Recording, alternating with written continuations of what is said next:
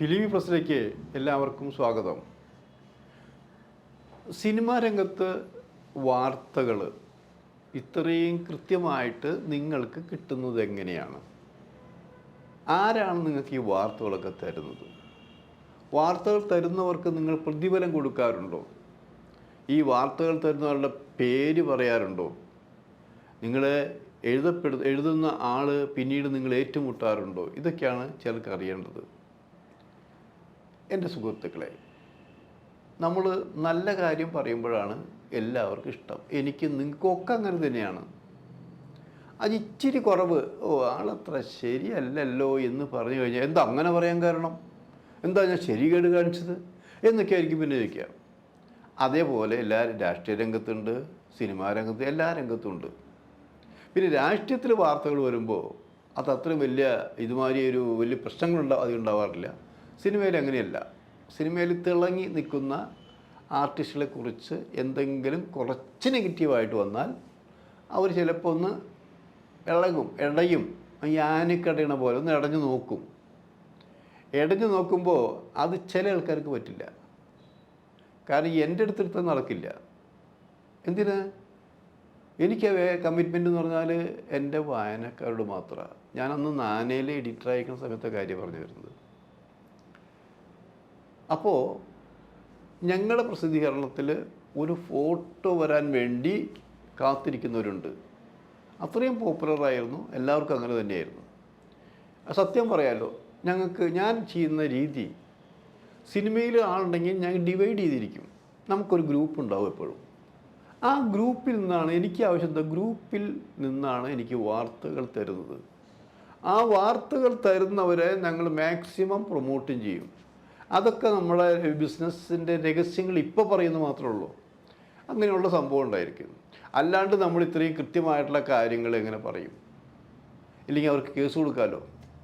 അപ്പം അങ്ങനെ സാധാരണഗതിയിൽ കൊടുക്കുമ്പോൾ ചിലർ മൈൻഡ് ചെയ്യില്ല, പോട്ടെ നിൽക്കും. അങ്ങനെ മൈൻഡ് ചെയ്യാതിരിക്കുന്ന നടന്മാരിൽ ഒരാളാണ് മോഹൻലാൽ. മോഹൻലാലിന് ചെറിയ ചെറിയ കാര്യങ്ങളൊന്നും വന്നു കഴിഞ്ഞാൽ മോഹൻലാൽ മൈൻഡ് ചെയ്യില്ല, പോട്ടെ എന്ന് വയ്ക്കും. പോട്ടെ എന്ന് വിചാരിക്കും. പക്ഷെ പോട്ടെ എന്ന് വിചാരിക്കുമ്പോൾ തന്നെ മനസ്സിൽ ചെറുതായിട്ട് അതൊന്ന് സൂക്ഷിച്ച് വയ്ക്കും. അങ്ങനെയൊക്കെ ഉണ്ടല്ലേ, അങ്ങനെ കാണിക്കുന്നില്ല. പക്ഷേ സിനിമയിലില്ലാത്തൊരാളെക്കുറിച്ച് മോഹൻലാലിൻ്റെ പേരുമായി ബന്ധപ്പെടുത്തി പറഞ്ഞാൽ, അതും ഒരു സ്ത്രീയാണെങ്കിൽ മോഹൻലാൽ പ്രതികരിച്ചിരിക്കും. അങ്ങനെ പ്രതികരിച്ചൊരു സംഭവം ഞാനിപ്പോൾ പറയുന്നത് വേറൊന്നുകൊണ്ടൊന്നല്ല. അത് തിരുവനന്തപുരത്ത് ഉള്ളൊരു കഥാപാത്രമാണ്. മോഹൻലാൽ കല്യാണം കഴിഞ്ഞിട്ടില്ല, നല്ല കലാകാരനാണ്. അപ്പോൾ ഒരു കലാകാരിയെ എന്ന് വെച്ചാൽ ഒരു നർത്തകിയെ എന്ന് വെച്ചാൽ അവരൊരു രാജകുടുംബവുമായി ബന്ധമുള്ളതാണെന്നാണ് അന്ന് പറഞ്ഞു കേട്ടത്. അങ്ങനെയുള്ള ഒരു യുവതിയെ മോഹൻലാൽ കല്യാണം കഴിക്കാൻ പോകുന്നു.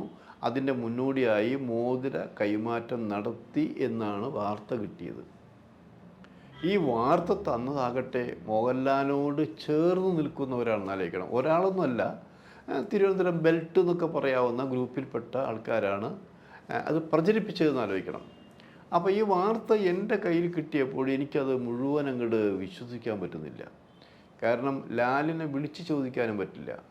അങ്ങനത്തെ ശീലം വിളിച്ച് ചോദിച്ചാൽ അവർക്ക് ഇഷ്ടമുള്ള ഉത്തരവേ പറയുള്ളൂ.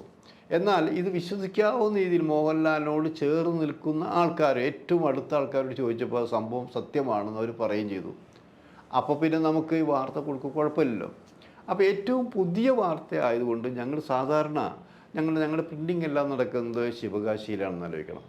അപ്പോൾ ശിവകാശിയിലേക്ക് വിളിച്ച് പറഞ്ഞുകൊണ്ട് സ്റ്റോപ്രസ് കൊടുത്ത് കവറൊക്കെ മാറ്റി മോഹൻലാൽ ഇങ്ങനെ രാജകുടുംബത്തിൽപ്പെട്ട യുവതി വിവാഹം കഴിക്കാൻ പോകുന്നു എന്നുള്ള വാർത്ത ഫ്ലാഷ് ചെയ്തു എന്ന് ആലോചിക്കണം. ശരിക്കും ഒരു വാർത്ത അതത്ര വലിയ ദ്രോഹം മോശമായിട്ടോ ഗോസിപ്പായിട്ടോ നല്ല എഴുതിയെന്ന് പറഞ്ഞു. പക്ഷേ ഞങ്ങൾ വിചാരിച്ചതിനേക്കാൾ വലിയ ടെമ്പോ ആണ് അത് ഉണ്ടായിരിക്കുന്നതായിരിക്കണം. ഇത് വാർത്തകൾ പരന്നു എന്ന് മാത്രമല്ല, പലരും ലാലിനോട് ചോദിക്കുന്നു, ലാൽ ഓഫീസിലേക്ക് വിളിക്കുന്നു. ലാൽ പറഞ്ഞത്രയേ ഉള്ളൂ. അത് ആരാണ് ആ വാർത്ത തന്നത്? അപ്പോൾ അന്ന് ഞാൻ പറഞ്ഞു, വാർത്ത തന്ന ആൾക്കാരെ പറയില്ല. ശരി, എങ്കിൽ നിങ്ങൾക്ക് നഷ്ടമുണ്ടാവും. എന്താ നഷ്ടമുണ്ടാവുന്നത്? വേറൊന്നും ഉണ്ടാകുന്നില്ല. നിങ്ങൾക്ക് ഞാൻ അഭിനയിക്കുന്ന സിനിമയുടെ പരസ്യം തരില്ല. അത് പ്രൊഡ്യൂസർമാർ തരില്ല, വേണ്ട. അങ്ങനെയൊക്കെ തർക്കിച്ച് ലാൽ വേറെ ഗുഡായിസം കാണിക്കുക അങ്ങനെയൊന്നുമില്ല കേട്ടോ, അതൊക്കെ വീഞ്ഞു. പക്ഷേ ഇതൊക്കെയാണെങ്കിൽ ഞങ്ങൾ ലാൽ അഭിനയിക്കുന്ന ലൊക്കേഷനിലേക്ക് അന്ന് പ്രൊഡ്യൂസർമാരും സംവിധായകരൊക്കെ മത്സരിച്ച് ഞങ്ങൾക്ക് കത്തെഴുതും. ഇന്ന ദിവസം ഞങ്ങൾ ഷൂട്ടിംഗ് തുടങ്ങുന്നു, ഇന്ന ആർട്ടിസ്റ്റുകളുണ്ടായിരിക്കും എന്നൊക്കെ പറഞ്ഞ് വരണം, പ്രത്യേകിച്ച് അങ്ങനെയുണ്ട്. അങ്ങനെ ഞങ്ങൾ പോകാറ്. വലിഞ്ഞു കയറി ഒരു സ്ഥലത്ത് പോയിട്ടില്ല, പോകില്ല അന്നും ഇന്നും. അങ്ങനെ ലാലിൻ്റെ ലൊക്കേഷനിൽ ചെല്ലുകയാണ്. ലൊക്കേഷൻ ചെല്ലുമ്പോൾ അങ്ങനെ അത് അന്ന് തമ്പി കണ്ണന്താനത്തിൻ്റെ ഷൂട്ടിംഗ് ആയിരുന്നു, തിരുവനന്തപുരം ഭാഗത്താണ് ഇരുന്നത്. അപ്പോൾ എൻ്റെ കൂടെ അന്ന് വന്നിരുന്നത് ഫോട്ടോഗ്രാഫർ കൊല്ലം മോഹനാണ്. അപ്പോൾ ജനങ്ങനെ തടിച്ചു കൂടിയിരിക്കുക. ലാലിൻ്റെ പടമാണ്, ഒരു ആക്ഷൻ മൂഡിലുള്ള സിനിമയാണെന്ന് ആലോചിക്കണം. അങ്ങനെ ഇരിക്കല്ലേ ഈ ബ്രേക്ക് സമയത്ത് കൊല്ലം മോഹൻ ലാലിൻ്റെ ഫോട്ടോ ഒരു കവർ എടുക്കാൻ വേണ്ടി പ്ലാൻ ചെയ്യുകയാണിത്. അപ്പോൾ ഞാൻ കാണുന്നത് സ്നേഹപൂർവ്വം ലാൽ മോഹൻ്റെ തോളത്ത് പിടിച്ച് പതുക്കെ നടന്ന് പോകുന്നു. നമ്മൾ കാണുന്നവർക്കൊക്കെ അവരെന്തോ സ്വകാര്യം പറയാമെന്ന് മനസ്സിലായി. അത് കഴിഞ്ഞ് കുറച്ച് കഴിഞ്ഞപ്പോൾ മോഹൻ എൻ്റെ അടുത്ത് വന്ന് പറഞ്ഞു, ലാൽ എൻ്റെ ഫോട്ടോ എടുക്കണ്ടെന്നാണ് പറഞ്ഞിരിക്കുന്നത്. കാരണം ലാലിനെ കുറിച്ച് നമ്മളൊരു മാറ്റർ എഴുതി, അത് ലാൽ മാത്രമാണെങ്കിൽ കുഴപ്പമില്ല, വേറൊരു പുറത്തുള്ള സ്ത്രീ യുവതിയെക്കുറിച്ച് എഴുതി, അത് ശരിയല്ല. അപ്പോൾ അതുകൊണ്ട് ലാലിൻ്റെ ഫോട്ടോ വേണ്ട. ലാലിൻ്റെ ഫോട്ടോ വേണ്ടെന്ന് പറഞ്ഞ ലാൽ പറഞ്ഞത്, ലാലിൻ്റെ ഫോട്ടോ അടിച്ച് കച്ചവടം ചെയ്യണ്ട എന്നാണ് പറഞ്ഞിരിക്കുന്നത്. അപ്പോൾ നമ്മളൊരു മാധ്യമപ്രവർത്തകനാണ്, നമുക്ക് അങ്ങനെ പോകാൻ പറ്റില്ലല്ലോ. അപ്പോൾ പ്രത്യേകിച്ച് ലാലിൻ്റെ മറ്റുള്ളവർ ചിലവിലൊന്നുമല്ല ഈ നാനാ പ്രസിദ്ധീകരണം ഇറങ്ങുന്നത്. ആരുടെയും കാശും മേടിച്ചിട്ടില്ല, ആരോടും പ്രത്യേകിച്ച് കമ്മിറ്റ്മെൻ്റ് ഇല്ല. അപ്പോൾ അതേ പോസ്റ്റ് ഞാൻ പറഞ്ഞു, മോഹൻ ആര് പറഞ്ഞു ലാലിൻ്റെ ഫോട്ടോ എടുക്കാൻ? ഞാൻ പറഞ്ഞു. പിന്നെ ചിലർക്കൊക്കെ ഒരു ധാരണയുണ്ട് ഇവിടെ, അവരെ കവറടിച്ചുകൊണ്ടാണ് ഈ സാധനം വന്നു പോകുന്നുള്ളതാണ്. ലാൽ പറഞ്ഞിരിക്കുന്നത് ലാലിൻ്റെ കവറടിച്ച് നമ്മൾ കച്ചവടം ചെയ്യാന്നുള്ളതല്ലേ. ഒരാൾക്ക് നാന വായിക്കുന്നത് പ്രത്യേകിച്ച് ആരുടെ മുഖം കാണാൻ വേണ്ടിയില്ല. ചിലപ്പോൾ ചില ഇഷ്ടപ്പെട്ട ആൾക്ക് ഇപ്പോൾ കുറച്ച് കോപ്പിയിൽ കൂടുതലിരിക്കാം, അതില്ലെങ്കിൽ നഷ്ടമൊന്നും പോകണമില്ല. അതുകൊണ്ട് ഫോട്ടോ കൊടുക്കണ്ട തന്നെ അതേ രീതിയിൽ പറഞ്ഞു. ഞങ്ങൾ മറ്റു കാര്യങ്ങൾ കവർ ചെയ്ത് പോയത്. പിന്നെ അപ്പോൾ ലാൽ വാശിയായി. ലാൽ തൻ്റെ പ്രധാനപ്പെട്ട തൻ്റെ പടത്തിൻ്റെ വിളിച്ചു പറഞ്ഞു പരസ്യം അവർക്ക് കൊടുക്കരുത്. അതാണ് ഒരു പ്രസിദ്ധീകരണം നടത്തുന്നതിന് പരസ്യം ഒരു പ്രധാന ഘടകമാണ്. നാനയ്ക്കന്ന് ഇതിൻ്റെ നല്ല എമൗണ്ടാണ് നമ്മൾ പരസ്യത്തിന് മേടിക്കാറുള്ളതൊക്കെ.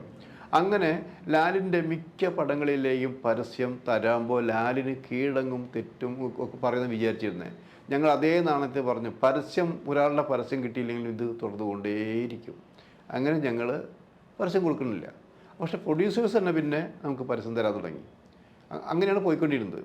അപ്പോൾ അതുകൊണ്ട് പിന്നെ ലാലിൻ്റെ പടം കവർ ചെയ്യാൻ ഞാൻ പോകാറില്ല. പക്ഷേ പ്രശ്നം വന്നപ്പോഴെന്ന് വെച്ചാൽ ലാലിനോട് ചേർന്ന് പ്രിയദർശൻ ലാലിൻ്റെ സുഹൃത്താണ്, ഞങ്ങളുടെ സുഹൃത്താണെന്ന് ആലോചിക്കണം. അപ്പോൾ അന്ന് സാജൻ എന്ന് പറഞ്ഞാൽ ഓറിയൻ്റൽ ഫിനാൻസിൻ്റെ സാജൻ അറിയാലോ. ആ സാജനാണെന്ന് പിന്നെ മറ്റേ നവോദയ അപ്പച്ചനിൽ നിന്ന് വിട്ട് ഈ ഇതെടുക്കാൻ കർത്താടൻ അമ്പാടി ഷൂട്ട് ചെയ്യേണ്ട ഒരു സംഭവത്തിലേക്ക് വന്നിരിക്കുന്നത്. അപ്പോൾ ആ നടക്കുന്ന സമയത്ത് അപ്പോൾ ഞങ്ങളെ വിളിച്ച് പറഞ്ഞു, നിങ്ങൾ എന്തായാലും വരണം. ഞാൻ അവന് വരില്ല, ലാൽ ഞങ്ങളായിട്ട് സഹകരിക്കില്ല. സഹകരിക്കാത്ത ജീവിതത്തിൻ്റെ കാര്യം വേറൊരു ദ്രോഹം ഞങ്ങൾ തമ്മിലില്ല. അപ്പോൾ പ്രിയം പറഞ്ഞു, അങ്ങനെ പ്രശ്നമൊന്നുമില്ല. പ്രിയം മാത്രമല്ല, അനാഫത്ത് സുരേഷ് ഉണ്ട്, ഹനീഫയുണ്ട്, അങ്ങനെ എല്ലാ ടീമുണ്ട്. അവർ പറഞ്ഞു, നീ വാടക എങ്ങോട്ട് നമുക്ക് പ്രശ്നം പരിഹരിക്കാം, എന്നാലും തീരണ്ടല്ലേ. ഞാൻ പറഞ്ഞു, അങ്ങനെ വലിയ വഴക്കമൊന്നുമില്ല, ലാലിനെ കുറിച്ച് മാത്രം എഴുതിയാണെങ്കിൽ ലാലിന് പ്രശ്നമില്ല, ഇത് വേറൊരു സംഭവം വന്നതിൻ്റെ പേരിലാണത് ലാലിൻ്റെ, നമുക്ക് മാറ്റിയെടുക്കാം എന്ന് പറഞ്ഞു. ശരി, അങ്ങനെയാണെങ്കിൽ. അപ്പോൾ ലാലിനോട് ചോദിച്ചപ്പോൾ ലാൽ എനിക്ക് ഒരു വിരോധമൊന്നുമില്ല, അവർ വന്നോട്ടെ, സംസാരിച്ച് തീരേണ്ട കാര്യമാണ് തീർന്നോട്ടെ എന്ന് ലാലും പറഞ്ഞു വളരെ മാന്യമായിട്ട്. ഞങ്ങളവിടെ ചെന്നിട്ട് സംസാരിക്കുന്ന കൂട്ടത്തിൽ ചെന്നപ്പോൾ അവർ ലാലായിട്ട് സംസാരിക്കുന്നു, ഞാനായിട്ട് സംസാരിക്കുന്നു, രണ്ടുപേരും മാറ്റി സംസാരിക്കുന്നു. അവസാനം എന്നോട് പ്രിയൻ പറഞ്ഞത്, പല്ലി ഒരു കാര്യം ചെയ്യും, ലാലിന് ഒറ്റ ഡിമാൻഡ് മാത്രമേ ഉള്ളൂ. ആ ഡിമാൻഡ് എന്നോട് പറഞ്ഞിട്ടുണ്ട്, പക്ഷേ ലാല് നിങ്ങൾ നിങ്ങളോട് തന്നെ ലാല് പറയും ആ ഡിമാൻഡ് എന്താണെന്നുള്ളത്. ശരി, അപ്പോൾ ലാലും ഞാനും സംസാരിക്കാൻ നിൽക്കുന്നു. എന്താണ് ലാലെ പ്രശ്നം, എന്താ സംഭവം? എനിക്കൊരു പ്രശ്നമില്ല, നിങ്ങളോടുമില്ല, സ്ഥാപനത്തോടുമില്ല. പക്ഷേ എന്നെക്കുറിച്ച് എഴുതിയ ഒരു കുഴപ്പമില്ല, ഇതങ്ങനെയല്ല, അത് സിനിമയിൽ ഇല്ലാത്തൊരാളെ കുറിച്ചാണ് ഇങ്ങനെ വന്നിരിക്കുന്നത്. എനിക്ക് വേറൊന്നും അറിയണ്ട, എനിക്കതിൻ്റെ സോഴ്സ് മാത്രം അറിഞ്ഞാൽ മതി. ആരാണ് നിങ്ങൾക്ക് ഈ വാർത്ത തന്നത്, എനിക്കത് മാത്രം തന്നാൽ മതി. അത് നിങ്ങൾ പറഞ്ഞു കഴിഞ്ഞാൽ നിങ്ങൾക്ക് ഒരു കുഴപ്പമുണ്ടാവില്ല, ഞാൻ നിങ്ങളോട് പഴയതുപോലെ തന്നെ സഹകരിക്കാം. അതൊക്കെ ലാല് പറഞ്ഞു. ഞാൻ പറഞ്ഞു, ലാലേ അതൊക്കെ ശരി തന്നെ.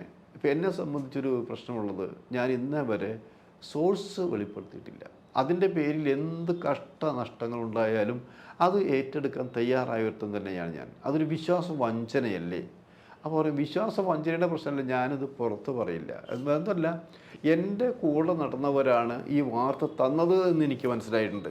അപ്പോൾ എൻ്റെ കൂടെ നടന്നുകൊണ്ട് ഞാൻ സഹായിക്കുന്നവരിൽ ആരാണ് എനിക്ക് ഇട്ട് ഈ പണി വെച്ചതെന്ന് അറിഞ്ഞിരിക്കാൻ വേണ്ടിയിട്ടാണ്. നമുക്ക് ചിലപ്പോൾ നമ്മളെ പിന്നിൽ നിന്ന് കുത്തുമ്പോൾ കുത്താൻ പോകണു എന്നൊരു ബോധം തിരിഞ്ഞു നോക്കി ആ കുത്തിന്ന് മാറാലോ, ആ അർത്ഥത്തിലാണെന്ന് പറഞ്ഞു. ഞാൻ പറഞ്ഞില്ല, അല്ല ഞാൻ പറയില്ല എന്ന് പറഞ്ഞു. എന്നാൽ വേണ്ട, നിങ്ങളുടെ ഇഷ്ടം പോലെ ചെയ്യുമെന്ന് പറഞ്ഞു. അപ്പോൾ വീണ്ടും സുരേഷും പ്രിയനും കനീഫയെല്ലാം ഓടിപ്പിച്ചു പറഞ്ഞു, നീയൊന്നും നേരെ വരാൻ ഉദ്ദേശിച്ചിട്ടില്ലല്ലേ, ഇവിടെ പ്രശ്നം തീരേണ്ടതല്ലേ. ഞാൻ പറഞ്ഞു, ഞാനൊന്നും പറഞ്ഞില്ലല്ലോ. ലാല് പറഞ്ഞു ലാലിന് ഈ മാറ്റർ കിട്ടിയ ആളുടെ പേര് പറയണമെന്നുള്ളതാണ്. ഞാൻ ഹനീഫയുടെ പേര് പറയട്ടെ. അപ്പോൾ ഹനീഫ് പറയാം, കൊല്ലു ഞാനൊന്ന് പറഞ്ഞ് വെറുതെ. എന്നാൽ സുരേഷിൻ്റെ പേര് പറയട്ടെ. എൻ്റെ പേര് പറഞ്ഞിട്ട് കുഴപ്പമില്ല, വിശ്വസിക്കില്ല നിനക്ക് പറഞ്ഞു. അപ്പോൾ അത് വീണ്ടും പറഞ്ഞു, നിങ്ങൾ ആലോചിക്കും. ഒരു അരമണിക്കൂർ സമയം അങ്ങനെ പോയിട്ട്, അരമണിക്കൂർ സമയം അങ്ങനെ പോയി ഷൂട്ടിങ് നടക്കണമെങ്കിൽ ലാലൊരു മൂഡോഫായി, ഞങ്ങൾ മൂഡോഫായി. കാരണം ഇത്രയും ദൂരം വന്നിരിക്കുന്നു, ഇതൊരു ഒത്തുതീർപ്പിൻ്റെ പ്രശ്നം തീരുന്നുമില്ല. ചെറിയൊരു കാര്യം മാത്രമേ ലാലിനെ സംബന്ധിച്ച്, പേര് മാത്രം ഒന്ന് ലാലിനോട് മാത്രം, അത് മറ്റാരും കേൾക്കും വേണ്ട. ലാലും പറഞ്ഞു, ഞാൻ വേറെ രണ്ടാമതൊരാളോട് ഞാൻ പറയില്ല, അത് പ്രോമിസ് ചെയ്യാം. ലാലിനെ വിളിച്ച് പറഞ്ഞു, ഞാൻ പ്രോമിസ് ചെയ്യാം, ലാലൊരു വാക്ക് പറഞ്ഞാൽ വാക്ക് തന്നെയാണെന്ന് പറഞ്ഞു. അങ്ങനെ കുറേ നേരം ഞങ്ങൾ മറ്റുള്ള ചില കാര്യങ്ങൾ സംസാരിച്ച് നിന്ന് അവസാനം ഞാൻ ആ നായക നടൻ്റെ പേര് ഞാൻ പറഞ്ഞു. നായക നടൻ്റെ പേര് പറഞ്ഞപ്പോൾ ലാല് പുഞ്ചിരിച്ചുകൊണ്ട് പറഞ്ഞു, എനിക്കറിയാം നിങ്ങൾ പറയാൻ പോകുന്ന പേരുകളിൽ ഒന്ന് ഇത് തന്നെയായിരിക്കും. ഞാൻ 2 പേരുടെ പേരാണ് എൻ്റെ മനസ്സിലുണ്ടായിരുന്നത്. ആ 2 പേരിൽ ഇവരിൽ ആരെങ്കിലും ആയിരിക്കുമെന്ന് ഞാൻ, അത് കറക്റ്റ് തന്നെയായിരുന്നു, നിങ്ങൾ ഈ പറഞ്ഞ ആൾ തന്നെയാണ്. പക്ഷേ ഞാൻ ആരോടും പറയില്ല, അത് ഉറപ്പ് തന്നെ. അത് കഴിഞ്ഞിട്ട് ലാൽ ചെയ്യുന്നതെന്ന് വെച്ചാൽ പിന്നെ നമ്മൾ മറ്റൊരു ലാലിൻ്റെ മുഖമാണ് കാണുന്നത്. ലാൽ ഇതെല്ലാം മറന്നു, പഴയതെല്ലാം മറന്നു, ശത്രുത മറന്നു, എതിരാളിത്തം മറന്നു. പിന്നെ അന്ന് കൃഷ്ണൻകുട്ടിയാണ് എൻ്റെ കൂടെ വന്നിരുന്നത്. കൃഷ്ണൻകുട്ടി പറഞ്ഞു, കൃഷ്ണൻകുട്ടി എങ്ങനെയാണ് ഫോട്ടോ എടുക്കണ്ടേ? അപ്പോൾ അന്ന് നായിക നടിയുണ്ട്, പിന്നെ നസീർ എല്ലാവരും ഉണ്ട്. നായിക നടിച്ച് നമുക്ക് കവർ അടിക്കണം, ആ ലക്കം പോണ ഏറ്റവും പുതിയ കവർ അടിക്കണം എന്ന് പറഞ്ഞു. അപ്പോൾ ലാല് തന്നെ അതിൻ്റെ കവർ അടിക്കണം, എങ്ങനെ വേണം, ഏത് പോസ് കൊടുക്കണം, വളരെ ഇൻറ്റിമസി ആയിട്ട് ലാല് കുറേ ഫോട്ടോസ് പോയി, ഇൻ്റർവ്യൂ പോസ് ചെയ്തു. മറ്റൊരു മുഖമാണ് ലാലിനെ കണ്ടെന്ന് അറിയും. അങ്ങനെ ലാലിൻ്റെ സ്വഭാവം. വേറെ ചില ഇങ്ങനെയൊന്നുമല്ല, വേറെ ചില. പക്ഷേ ഇതിൻ്റെ ഏറ്റവും രസം എന്താ, മോഹൻലാൽ ഈ പേര്, നടൻ്റെ പേര് പറഞ്ഞില്ലെങ്കിലും മോഹൻലാലിൻ്റെ പടത്തിൽ ഈ നടൻ ഉണ്ടായിരുന്നു പലപ്പോഴും ആലോചിക്കണം. അത് കഴിഞ്ഞ് കുറച്ച് നാൾ കഴിഞ്ഞപ്പോൾ ഈ മോഹൻലാലിൻ്റെ ഈ പടത്തിൽ നിന്ന് ഈ നടൻ പതുക്കെ ഇല്ലാതാവുന്നത് നമ്മൾ കാണുന്നത്. അപ്പോൾ മോഹൻലാൽ പിന്നെ ഈ നടനെ തൻ്റെ സിനിമയിലേക്ക് അഭിനയിക്കാൻ അധികം വിളിച്ചിട്ടുണ്ടായില്ല.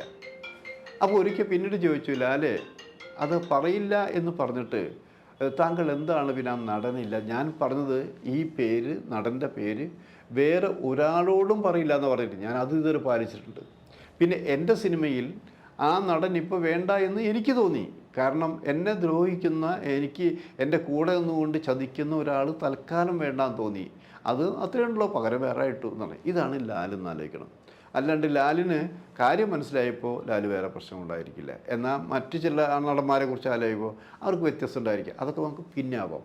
ഇത് പറഞ്ഞു വരുന്നത്, വാർത്തകൾ കൊടുക്കുമ്പോൾ ഞങ്ങളെ സംബന്ധിച്ച് വാർത്തകൾ കൃത്യമായിട്ട് മനസ്സിലാക്കിയിട്ട് കൊടുക്കുക.